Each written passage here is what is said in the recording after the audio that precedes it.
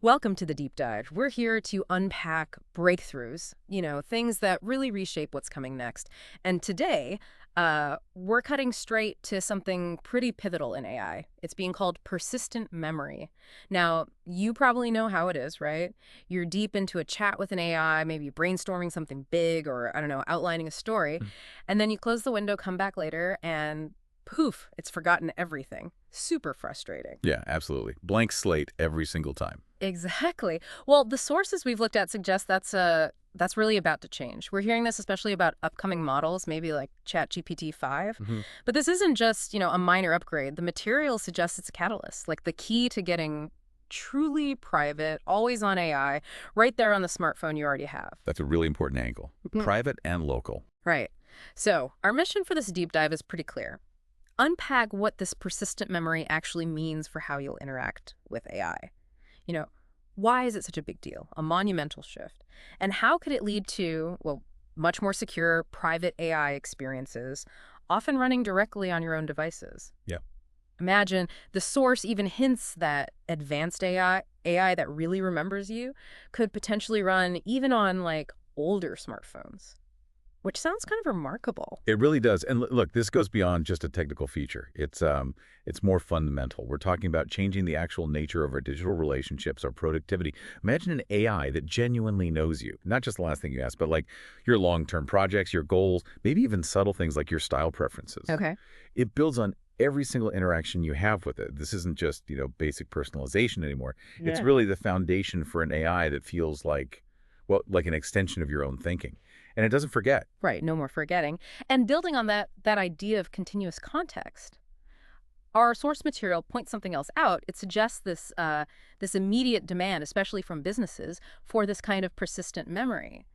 Well, that could trigger an even bigger shift. Okay, how so? So yeah, ChatGPT-5 having memory across sessions will be huge for enterprise use, no doubt.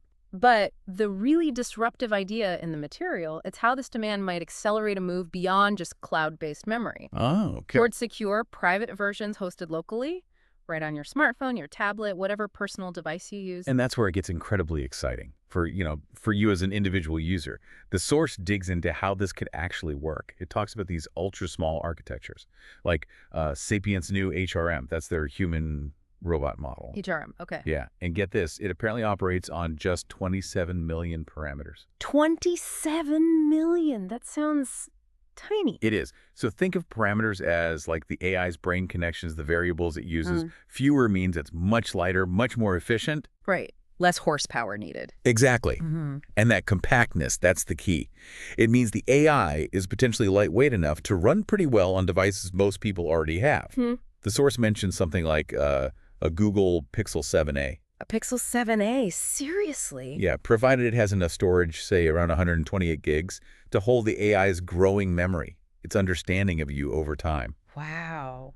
Okay, so if this HRM architecture handles the thinking, the reasoning, and the persistent memory locally, Mm-hmm. the possibilities for your own personal AI are huge.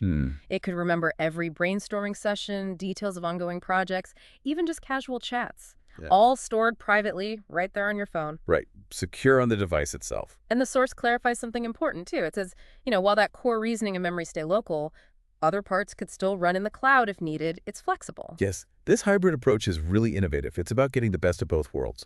So, for instance, the source mentions Princeton's work on a bottom-up knowledge graph. Okay, what's that? Imagine like an incredibly detailed, interconnected map of, well, basically all human knowledge, but structured for deep understanding by an AI. Ah, okay, like a massive reference library. Sort of, yeah.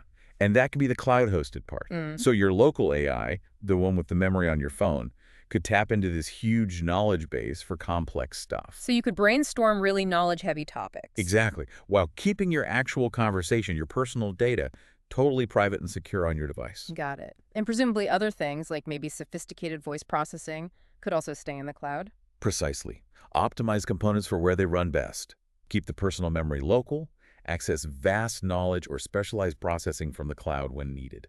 Which means we could soon have these incredibly powerful, context-aware AIs right in our pockets, Yeah. but specifically designed for text and voice chat. Mm-hmm. And the source makes a good point. Because they're focused, they don't need all the bells and whistles, no need for expensive, power-hungry image and video processing built in. Right, it's about specialization, this laser focus on specific high-value uses like voice chat and reasoning.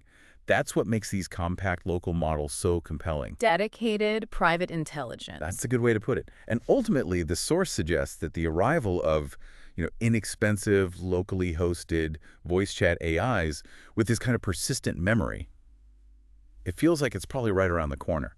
These ultra-small architectures like that Sapient HRM, they seem to be paving the way. So while a big model like GPT-5 getting persistent memory is definitely significant, especially for businesses, Yeah, it's a big step. the really transformative story here, based on our sources, might be how that sparks this much wider demand, a demand that accelerates development of these super private, super secure AI experiences right there on your own phone. Couldn't agree more. It democratizes that capability. Okay, so that really wraps up our deep dive into persistent memory for today. It seems pretty clear this isn't just a feature, it fundamentally changes how you might interact with AI. We're moving away from these isolated one-off chats Right, the forgetful AI. towards more continuous, evolving relationships. A digital assistant that actually remembers you, understands your context over time. A true assistant.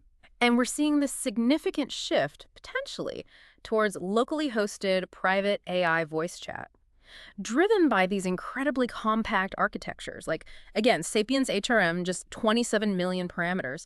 That's small enough, as we heard, to run effectively on something like a Google Pixel 7a with 128 gigs of memory. Making powerful, remembering AI much more accessible. Exactly. And this idea of local processing for reasoning and memory may be cleverly combined with cloud components for things like that huge Princeton knowledge graph.